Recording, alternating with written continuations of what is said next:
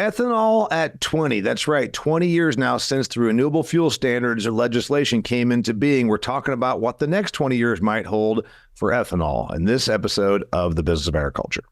Hey, Damian Mason here with a question before we hop into this episode of The Business of Agriculture. If you farm for a living, you employ a lot of amazing technology, from your inputs that you put into the soil to the tractor that you sit in, your combine, and the amazing data that it harvests. But has your soil analytics kept up technologically with everything else in your farming operation? I would venture to say that no, it is not. Sure, you check for your nitrogen, your phosphorus, and potassium, your micronutrients as well. But what about disease pressure? Do you know what diseases and what pests you're going to face next year? No, you don't. But you can now figure that out with Pattern Ag's predictive analytics. Think about it. They can tell you now with testing what the likelihood of facing nasty diseases, things like cyst nematode or sudden death syndrome, what the likelihood of you having this in your field, then you know how to prepare, how to treat, and where to invest your money. It's using technology to make you bigger yields and therefore make you bigger money. Go to www.pattern.ag to learn more. They are pioneering the way in predictive agronomy.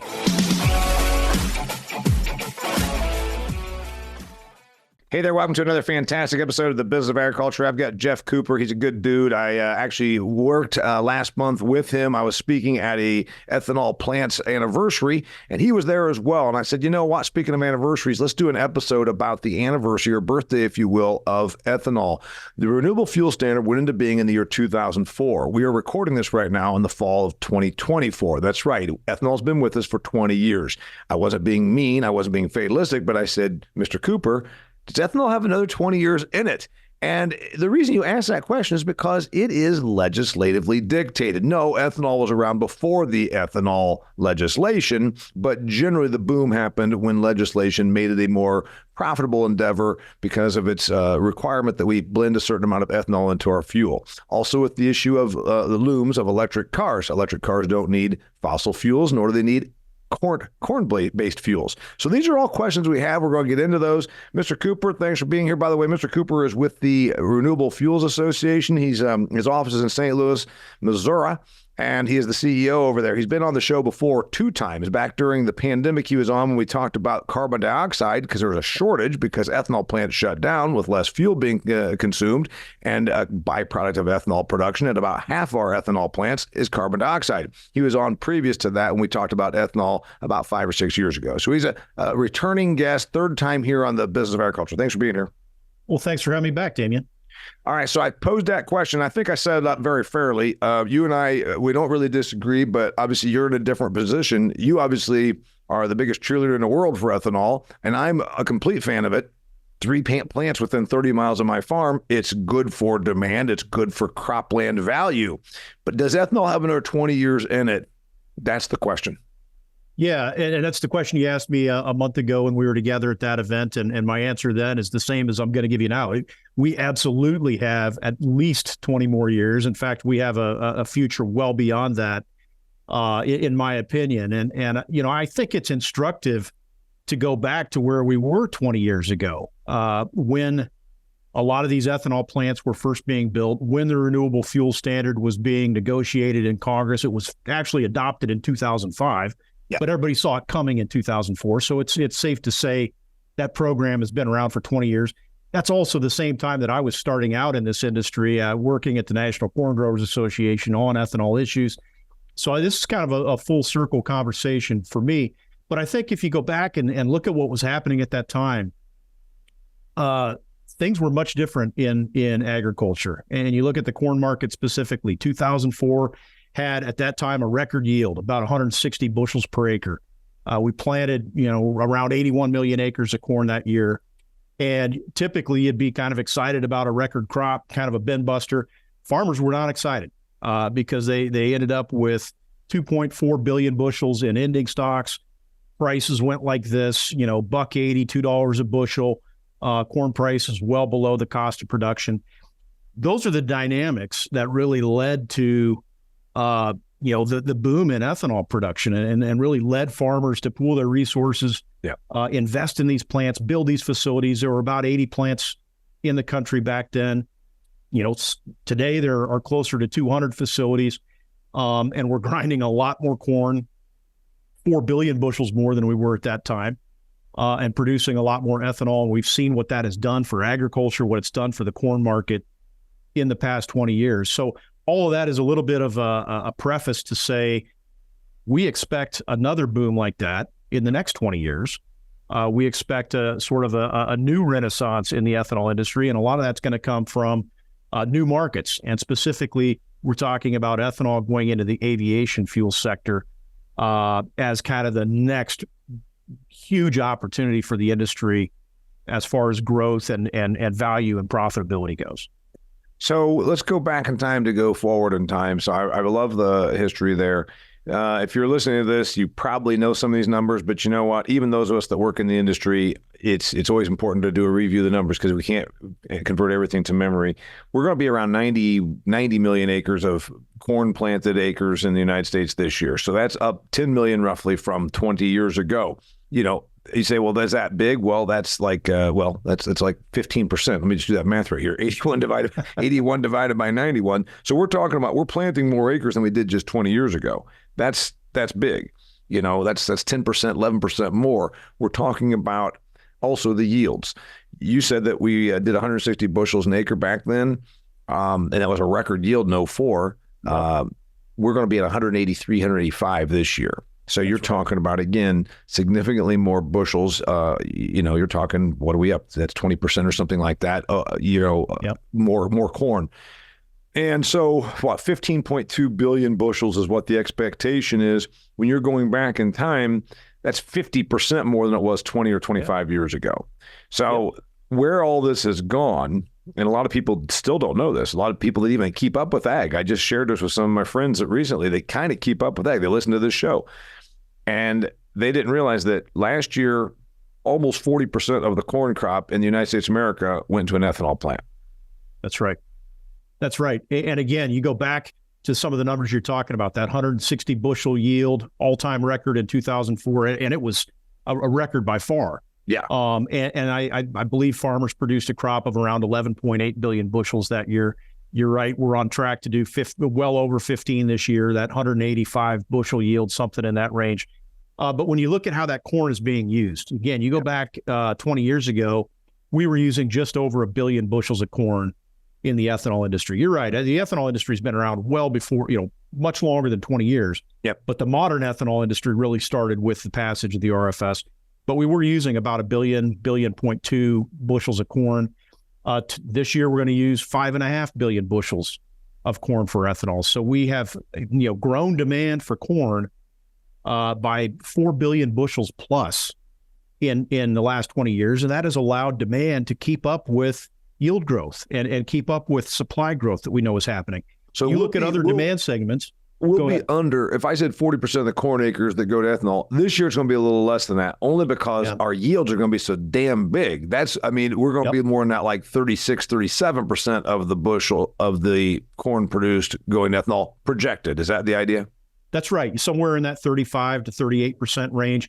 And again, that's corn going to an ethanol facility, not necessarily corn going to ethanol, because as you and I have talked before, and you know better than most, a third of that bushel returns to the animal feed market as distillers grains, which is the animal feed co-product that comes from all these ethanol facilities. Which, by the way, if you're listening to this and you're saying, "Wait a minute, I didn't know that." So, corn is a grass plant. Corn is a energy. It's a carbohydrate. The bulk of the seed it goes to is a carbohydrate. An ethanol plant. I'm just helping educate people here, Geoff. The bulk of that, when it goes to an ethanol processing facility, extracts the carbohydrate because that's what we make alcohol out of. The remainder is a protein, the dried distiller grain, which is a very highly digestible, and you can help me out here, that we never put in feed rations as much 20 years ago because there weren't as many ethanol plants. Now, most livestock rations in what you'd call the historic corn belt have dried distiller grains, which is a byproduct coming back out of the ethanol plant as a protein going back into livestock rations, just to help people that are saying, okay, I didn't understand that. Yeah, absolutely. And in fact, about 30% of your typical beef ration today at the feedlot, for finishing is distillers grains. Hog rations are getting 15 to 20% from distillers grains, poultry 10%. This stuff's being fed to every species. And not just here in the U.S., we're exporting about 1/3 of the distillers grains we produce in this country to 80 countries around the world to feed their own animals. And again, it's high protein. Yeah, the dairy farmer that milks cows and farms my ground has distilled grains that go into his feed rations certainly for the cows. I'm not sure about the calves, but here's the thing: we've gobbled up a whole bunch of the supply, and the thing is, because what happens in farming when you put, you went back in time and you talked about in 2004, and I can go back a couple years before that. Corn prices were below the cost of production. Your United States Department of Agriculture, I'm going to the listeners here, and I have a bunch of listeners from Australia, Canada, whatever. Our United States Department of Agriculture cropped up corn.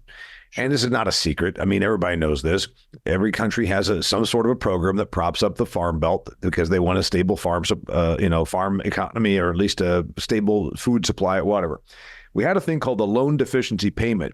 And I remember after hearing about this for multiple years, I went to my brother with USDA. I said, so what happens to all these loans? And he laughed. He says, they're not really loans. It's just a deficiency payment. And I said, what the hell does that mean? He said, well, if we think the cost to produce a bushel of corn is $1.70, or if we think the cost to produce a bushel of corn is $2 and the market price is $1.80, we're going to put $2.12 on it. So you get a 12-cent margin on every bushel of corn. I said, that's just subsidy? He says, yeah. I said, so it's not really a loan? He said, no. So going back before the Renewable Fuels Standard, Geoff, we were subsidizing the farmers, so they still grew corn because they could make a little bit of margin on it based on these things that weren't really loans. They were just USDA payments.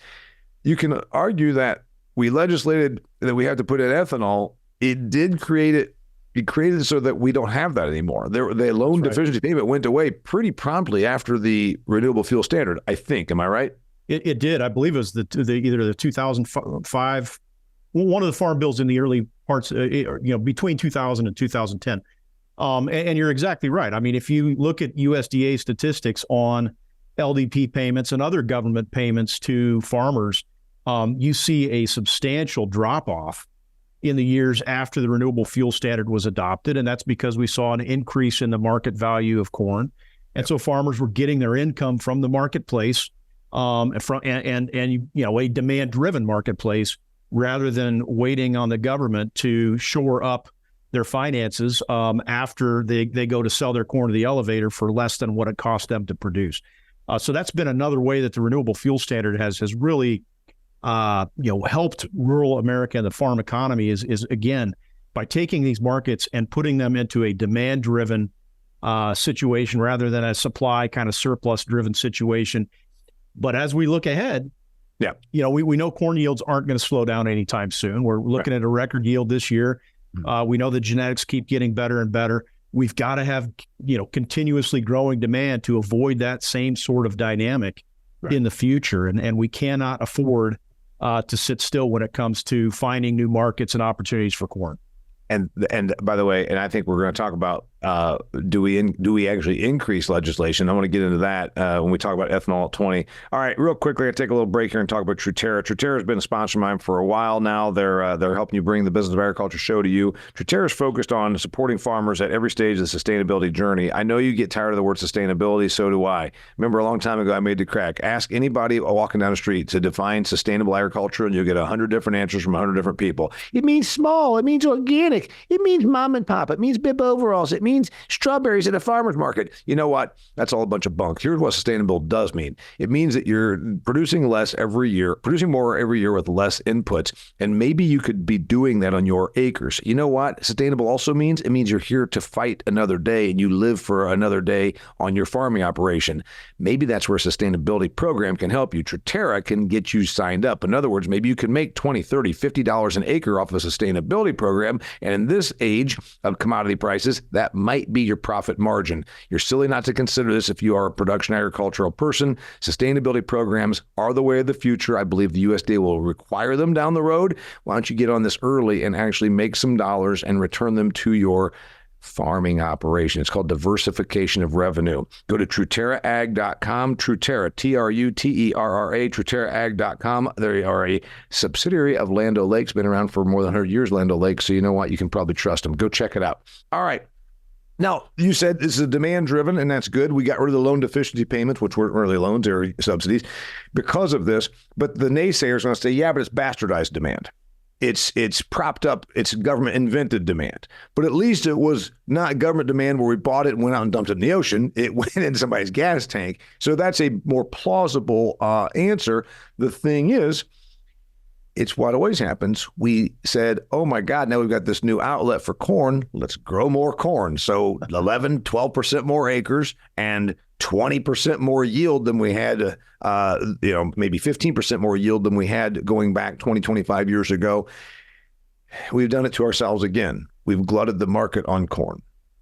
Well, and that's, yeah, you're right. I mean, that's what happens. I mean, farmers sit down and pencil out what is going to provide the best return per acre, the highest revenue per acre. And for the last 10, 15 years, corn has been at the top of that list, corn and soybeans. So we're in a situation now, though, where, again, productivity in corn continues to increase year after year after year. And unless demand is keeping up with those productivity increases, you got two choices. Plant less acres, right, and constrain the crop that way. Or get used to lower prices and put yourself back in that situation where you're depending on someone else to bail you out. So as we look at the future, I mean, we are very keenly aware of the situation that agriculture finds itself in today, and that's why we're very much focused on, building new markets, expanding existing markets. We're exporting the heck out of ethanol right now, looking at record exports. Probably close to 2 billion gallons. So, 12, and by the way, as on a percentage, Geoff, how much percentage of total ethanol production does 2 billion amount to? Is that 20%? It's about 12, 13, 14%, somewhere in there. We're on track to produce about 16 billion gallons this year. Okay. Which would be close to a record. And 2 billion of that is going to be exported, and that will be a record. Yeah, that's great. And again, think of that as corn disappearing from the marketplace. 2 billion gallons of ethanol is, 700 million bushels of corn leaving the country. So we're looking for, any nooks and crannies we can to grow demand for both ethanol and corn in the short term. Longer term, we see that sustainable aviation fuel marketplace as a game changer and significantly, growing and changing the ethanol industry as we know it today. When we talk about we know that we're going to produce a bunch, and agricultural producers have grown the acres of corn, and they've grown their yields by a minimum of a couple bushels per acre every year, in terms of yield per acre. Is it your sense, since this was invented by the government, and then we talked about the blend, and then we know that there's oil companies that were opposed to ethanol and then kind of got in on ethanol, is my understanding. Is the political will present right now to throw more support at ethanol, to increase the blend? Is there a political will and support, especially now when we start seeing this downturn in the economy? Do you think that there is support to make it so we have to use even more? Well, I do. I think there is strong support for expanding the use of ethanol in our traditional markets, motor gasoline. Today, 10% ethanol blends that's gasoline. Really, coast to coast, border to border, virtually every gallon of gasoline that you find is going to have 10% ethanol in it. Now, there's also E15, which is 15% blends, and then there's E85, the flex fuels for flex fuel vehicles. That's a very small segment of ethanol demand domestically. 99% of what we're consuming domestically is in the form of E10. There is a strong push to get more E15 out there. And believe it or not, some of the folks we're working with on that push are the oil refiners and the retail gas station operators and convenience store guys. So there is answering both of them, why would first off, the big one, why would big oil want to be in bed with ethanol? Yeah, I kind of know, but I know that a lot of people listening don't. Yeah, well, there's a couple reasons. And the first one is, I think over time, they have come to realize that ethanol makes gasoline better. Ethanol is the highest octane additive available on the marketplace at the lowest cost. So when you pull up to the pump and you see that 87 octane sticker, The gasoline that refiners are producing is 84 octane. That's low. That's so low that they can't sell it legally in most states. The way they get it up to 87 is by splashing 10% ethanol on top. So that's how they raise the octane. It makes, it improves the profile of gasoline. It reduces the emissions. But the big reason that we're seeing more synergies between ethanol and the petroleum industry today is, as we look at the future of light duty transportation, what's everybody talking about right now? They're talking about electric vehicles and Teslas and electrifying everything. Mm-hmm. And I think the petroleum industry is recognizing that, hey, if we can work with the biofuel industry to, increase by a little bit the amount of ethanol that we're using in our gasoline, it makes our product better, it makes it cleaner, it reduces emissions, gives us a fighting chance, gives us a way to compete against electric vehicles, which is kind of all the rage right now in certain policy circles. Absolutely. All right. So I want to ask you then, why then? Okay, that's the big oil. So you think big oil stays a fan of ethanol because, first off, it makes them look good. It makes them look green. They'd rather side with you than get completely left out in the cold alley on support for electric. So it's kind of like I'd rather stick with the partner I used to be opposed to, but now that's. But why would a gas station or retailer care? Well, because their customer, they want to. They're all about throughput. They want to move as many customers in and out of a gas station as possible. Because those people, they pull in under the canopy while they're filling up their gas. The other person in their car runs inside, gets a candy bar, gets a can of Dr. Pepper, whatever. And then they're out of there 10 minutes. If the alternative is I'm going to put up a bunch of charging stations in front of my convenience store, and a car is going to come sit there for half an hour or an hour or 2 hours to charge. Yeah. Now you've just reduced your the number of customers that you're going to sell a lot less Dr. Peppers because they go in and get one Dr. Pepper. They don't go in there and buy one every 5 minutes. But yeah, when I go in and splash, I go in and grab me a Coke, and then I go back. Yeah, it took me 5 minutes, and the gas station made the markup on my fuel and a Coke and a bottle of water for my wife. I said, I got that. So liquid fuel, the point is they're just all, if you're a gas station owner, you support liquid fuel versus battery. Yeah, I mean, that's certainly what we're hearing. And, there are a number of gas stations that are also wanting to get into the electric vehicle market, and they're putting a charging station or two on the corner of their lot. But I think they know where their bread is buttered, and they know what's making them money in terms of the fuel side of their business. And that's not going to change anytime soon. So I do think, there is just a broader recognition today amongst the entire supply chain that, hey, we don't need to be punching each other in the face and bashing each other over the head, fighting over little bits and pieces of this market. We need to be working together to preserve a liquid fuels market. And guess what? We can also at the same time offer the same sort of environmental qualities and properties and performance that people who are pushing for electric vehicles say they want. We can reduce carbon emissions with ethanol. We can reduce particulate matter emissions with ethanol. We can do all the same thing with biofuels that they're looking for electric vehicles to do. Yeah. So we get the feel-good effect, we get the environmental effect, et cetera. All right, speaking of corn, I want to talk to Midwest corn growers as well as soybean and wheat growers. But let's face it, if you're in the Midwest, you probably do a crop rotation of corn and soy, if not wheat.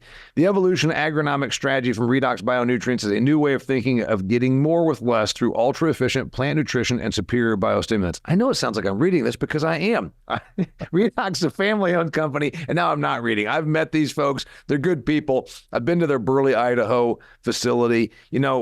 You're talking about a company that began 30 years ago, just like I started 30 years ago. The guy was sitting there and he's looking around, he's doing specialty crops, and he said, I think there's got to be a better way. So guess what they did? They started looking into biostimulants. They used it in specialty crops, then they went on to turf, and now they're covering increasingly broad acres like you farm here in the Midwest. It's a family-owned business. They've got a pathway program that combines flagship products, Mainstay SI, and Banks with breakthrough nitrogen optimization through their new RDXN technology. If you want to learn more about how you can apply bionutrients that help you make your crops better and make your soil better and make everything better, go to redoxgrows.com/Midwest, redoxgrows.com/Midwest. Check it out. It's going to be worth your while. Okay, so here's the thing, Mr. Cooper, about ethanol at 20. I don't think that there's other people that are doing an analysis. Like nobody said, we're going to go 20 years and we're going to take a look and decide to redo it. It's here. The Renewable Fuel Standard is here. There's a boatload of investment, a couple hundred facilities around the country, most of which obviously are in the Corn Belt because it would make sense to locate them here. 3 of them within not too far of my farm. They are getting old. Do they then say, crap, it's time for power plants start getting it? Are they infusing much money back into the infrastructure, or are they in a wait and see? Like, what's your feel? You represent them as the Renewable Fuel Association. Yep. You've got still some independents. Our friends down there in Illinois that I just spoke for last month, Illini Agri Energy, I think it's called. What's the vibe? Are they all in? Are they saying, yep, another $300 million of improvements, we're going to double our capacity? What's the vibe from the processors? Do they feel like ethanol is good for another 20? Absolutely. I think there's an incredible amount of optimism and bullishness about the future of this industry. And we do see that reflected in reinvestment that is happening in the industry. It's, Lincoln Land Agri Energy down there and, near Robinson, I forget Illinois. their name? They paid me to go and speak to them. And I said, Illinois. Okay. Lincoln Land Agri Energy. I love those people. But they're a great example. I mean, they over the past 20 years, they have been constantly reinvesting in that facility, integrating new equipment, integrating new software systems, new technologies. So a facility that was built 20 years ago, you could walk into today and you'd think it was brand new because, I mean, and that's the case for most of these facilities. Now, there are some where those companies have made the decision that, hey, we're not going to stick any more money into this facility. And, you'd consider those to be the more marginal facilities. Some of those may not be around 20 years from now. But the kind of the mainstream ethanol facilities that have been in operation the last 15, 20 years, like I said, they're like new. They're clean. Everything's shiny.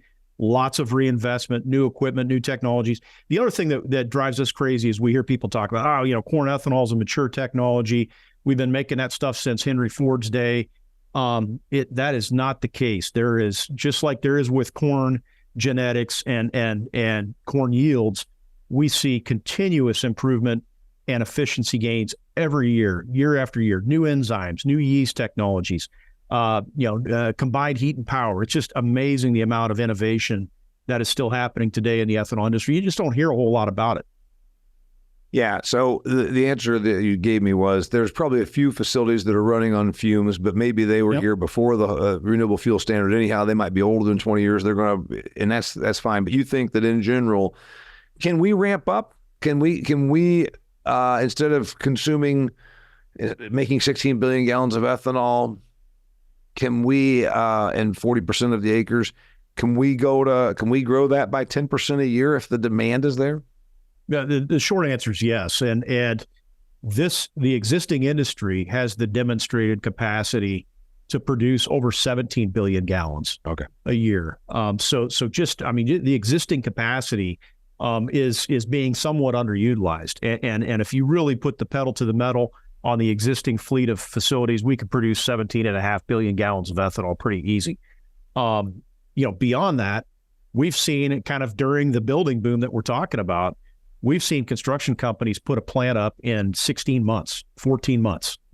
So they can add new facilities, add new capacity, expand existing facilities very quickly and very efficiently. And we would expect that to happen again if the demand is there and if the investors are certain to have some certainty that there's going to be a market for that additional supply. I said probably on stage 10 years ago for the first time, and it was in front of a corn grower crowd, and you could have heard a pin drop. And I said, here's the problem, guys. Ethanol is a short-term solution to a long-term problem. Long-term problem, we're just too damn good at making corn, especially here in the United States. It's our number one crop. It has been forever. We were the number one producer forever. We still are. Obviously, Brazil, China, some other countries are trying to nip at our heels. We're amazing at making corn. And so my point was, short-term solution, after the set-aside program, the CRP program, the PIC program, you heard me speak about that at Lincoln Land Agri Energy, was that we invented this whole ethanol thing. I said, but the problem long-term is there's a huge push for electric cars, and electric vehicles don't need this. I said that 10 years ago. Yeah. And I would have still said it 4 years ago. I still would have said it 3 years ago. But by God, these electric vehicles are not catching on. This seems to be a bright spot. You don't want to cheer on the demise. And by the way, I have no electric cars. I'm not Mr. Electric Car. Everything I have is normally aspirated. I'll be one of the last 10% of the humans to get a goddamn electric car. Trust me. So I'll be right there with you. but with that in mind, electric vehicles are being so pushed, and clearly the Biden administration just announced tariffs to deter Chinese electric vehicles because they're way ahead of us, to foster electric vehicle production by United States companies, meaning Ford and Chevrolet and Chrysler specifically, because of the whole UAW and the allegiance that they have. When you've got the government pushing, really doing legislation to push electric cars, that doesn't bode well. You've got a customer that doesn't want the damn things. So where are we with that when you look at the future? Yeah, and we've seen this sort of thing play out before, where the government is trying to force a certain technology or a certain approach, and gas stoves, electric stoves over gas stoves. Yeah, I mean, and the public just doesn't want it. And what we're seeing is the adoption curve for electric vehicles has sort of stalled out. We've sort of plateaued. You look back the last year and a half, and consistently, the share of new vehicles sold that are electric is between 8 and 10%. It's kind of stalled out there. So we are expecting a much more gradual adoption of electric vehicles than I think many policymakers were expecting, and many are trying to force. And I think some of those regulations and policies that were designed to really force electric vehicles on the public are going to get revisited. They're going to be looked at again, and very likely amended and watered down and pulled back and slowed down, because the public just isn't ready for everybody to be driving an electric vehicle. So we do think, long term, we're talking 30, 40, 50 years, there's still going to be hundreds of billions of gallons of liquid fuel used in internal combustion engines in this country. And that bodes, I think that bodes well for ethanol. If we can increase the amount of ethanol that is captured, that is in the gas tank, we can not only just hold the line on demand, we can grow demand in that traditional marketplace. I was off, but not far off, in that there was going to be a push for electric cars, and there was somewhere between the first ugly ass Toyota Prius that came off the line, and then this whole we're going to save the earth if we just drive electric cars, and it stalled. Is right. Now it will require legislation forcing people to do it to get past that 8 to 10% of car sales, is what it looks like to me. Which is, by the way, Bill Gates wants that for meat. He wants synthetic meat because he owns synthetic meat. I don't put it past some of the powers that be to try and force that. But in the meantime, there's a tremendous, not a lot of hard resistance, but more soft resistance. I don't want one of those things. I'm worried it'll strand me overnight, on a blizzard, whatever.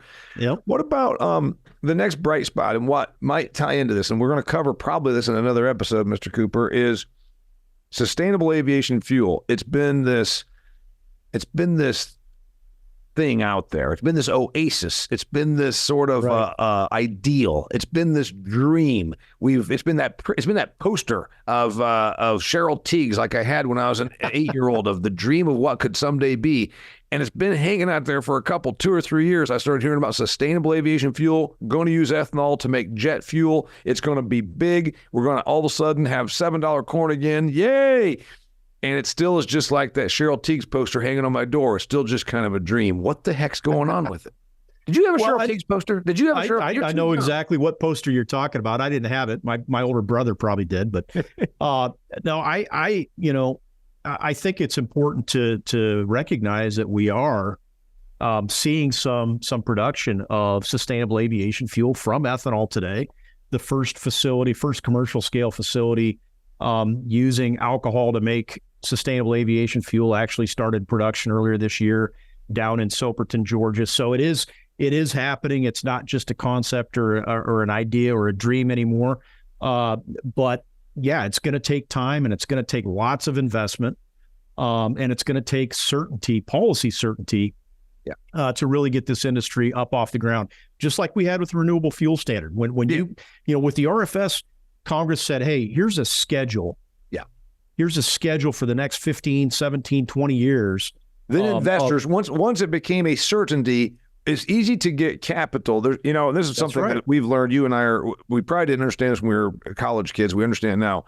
When capital looks like it can get a guaranteed opportunity, or at least a guaranteed return or a guaranteed opportunity on return, it becomes capital can flow like crazy, especially in a country like the United States. It's that once capital knew that there's going to be a renewable fuel standards, then it became money flew into the countryside. Some money came from local farmers, some of it came from outside, and by God, those ethanol plants got built. So with sustainable aviation fuel, if there was legislation at the European Union, which I think is going to be the first, you can correct me if I'm wrong, and then coming to North America possibly, on if you're a U.S.-based airline, if you're Lufthansa, a German-based airline, a EU-based airline, we want you to start putting sustainable aviation fuel in 10% or whatever. You think that that's not there yet, but if that comes, then the capital will come to make the sustainable aviation fuel a reality. Well, I mean, that's like you said, that's certainly how we saw the RFS work. When Congress put that law in place, it was a matter of a couple of years, and we saw hundreds of millions of dollars flowing into the industry to build these facilities. And they obviously got paid back multiple times over on those investments. The same sort of thing could happen with sustainable aviation fuel, we believe, with the right policy. But you're right. Right now, policymakers always the big debate is do we use the carrot or the stick when it comes to incentivizing or encouraging or requiring new technologies? And right now with sustainable aviation fuel, they've decided, well, let's try the carrot first.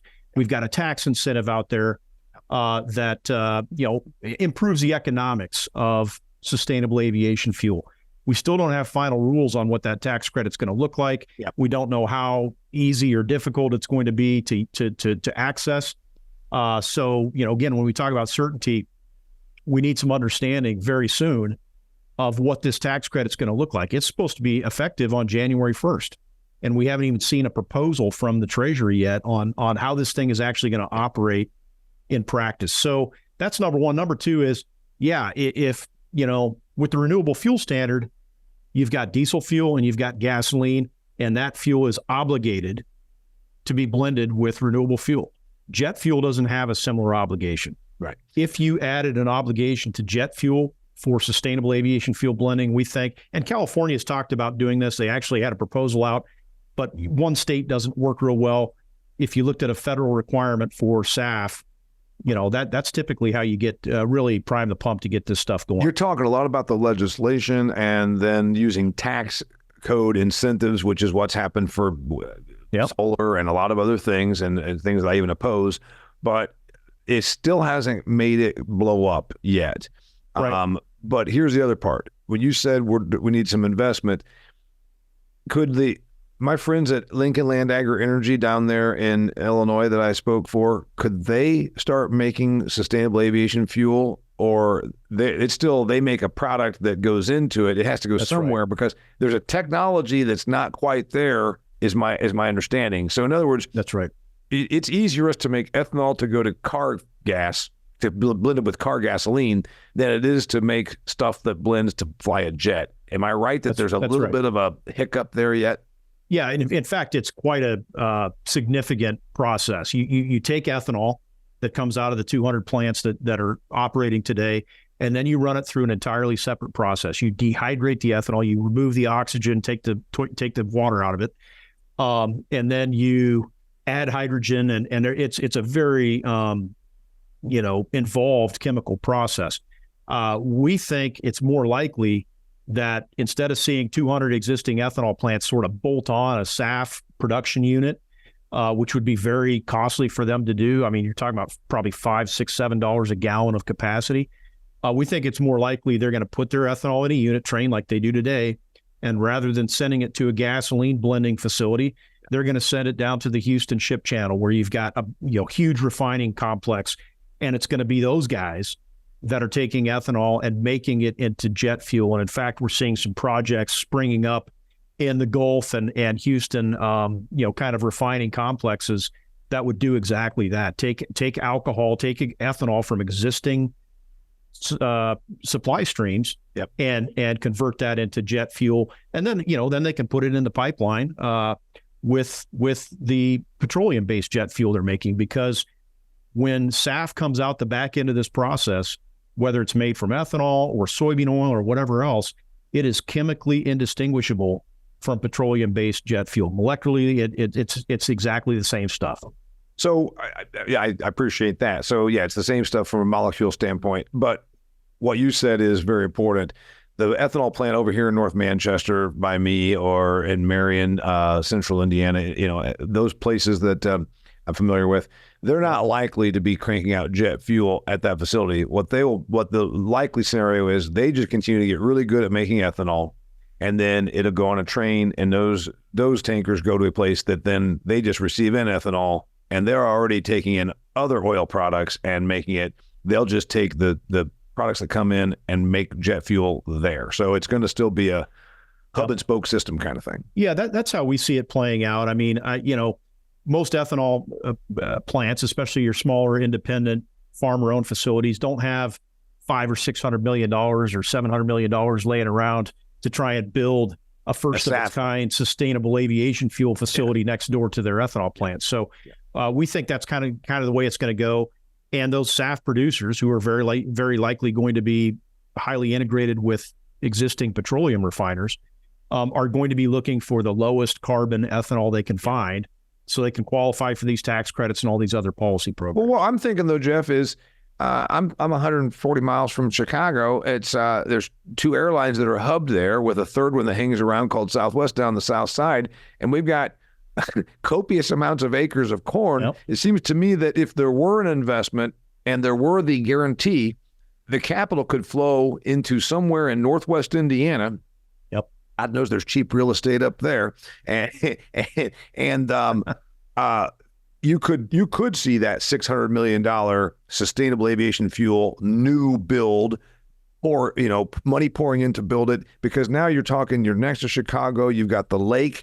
You've got, for port, if you want to do that. There's a lot of things that would work to bring it to the Midwest. I'm just thinking here, and I'm not the expert on logistics nor making sustainable aviation fuel, but it wouldn't have to go to Houston. It could travel, and then you can sell the whole carbon thing. It came from Illinois, 80 miles away, and went to this facility, and by God, now it's going in that jet right over there. It's leaving O'Hare. Yep, that's exactly right. And we think it will kind of shake out that way in those kind of instances. And in Illinois, where, I just got done saying most ethanol producers are not going to have the resources or the acumen to go build a co-located SAF facility. But there are a couple in central Illinois that are big ethanol producers, that are looking at doing just that. And again, their proximity to O'Hare and Midway, make that probably work a little better. There's also another example in Minnesota, where you've got a petroleum refinery in the Twin Cities area, close to a Delta hub, a big airport there in Minneapolis, that is looking at taking ethanol from local producers, Minnesota, Wisconsin, Iowa, making it into jet fuel and having it right there for that hub. So they're long-term play. It could work in the Midwest. And I'm already thinking about big plans for Gary, Indiana. It hasn't had a big plan for 50 years. So anyway, I'm thinking about that. So no, this could come to the Midwest. Okay.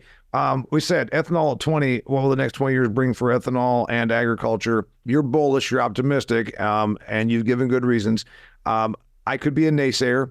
I could say, well, what if they want to push electric vehicles so strongly that they just remove this? That would take an act of Congress, correct?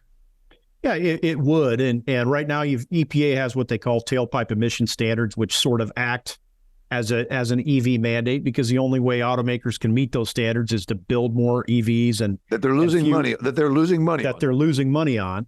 And again, those regulations are being sued by us and many others.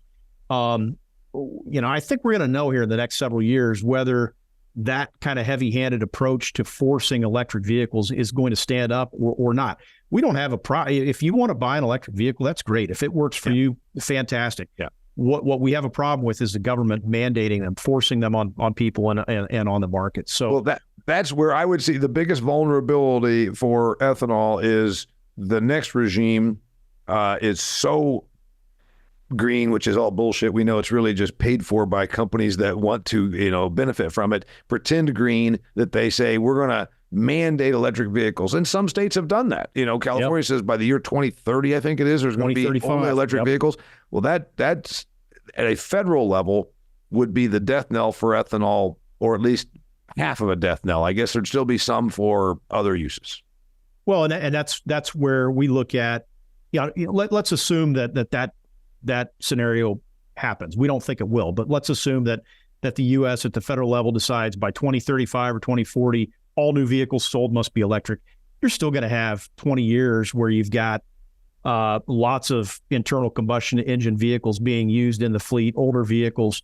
So there's going to be demand for liquid fuels well beyond that time period. Now, do they start to gradually decline over time? They would in that scenario, yes.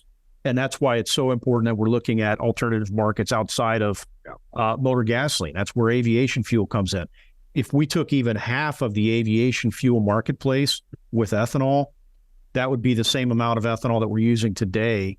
In fact, it'd be more than we're using today in motor gasoline. So there's a real opportunity there. And then, we touched on the international opportunity as well a little bit. We think exports are going to continue to grow for the same reasons. Yeah, and you said you got about 8 to 10, a significant growth on that. By the way, if we do sustainable aviation fuel, the percentage of then it would be ethanol. You think it could be how much of the actual gallon? Is it 20%, 10%? Is it going to be? So right now, the definition of sustainable aviation fuel is it is at least 50% renewable. Okay.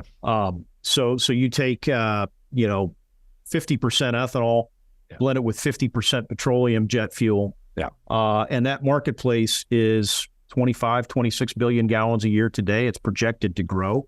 Yeah. And the other thing that a lot of people don't know is it actually takes more than 1 gallon of ethanol to make 1 gallon of jet fuel, because like I said earlier, you're removing the oxygen from the ethanol, and oxygen is about a third of the weight of the ethanol molecule. So it takes like 1.7 gallons of ethanol to make 1 gallon of jet fuel.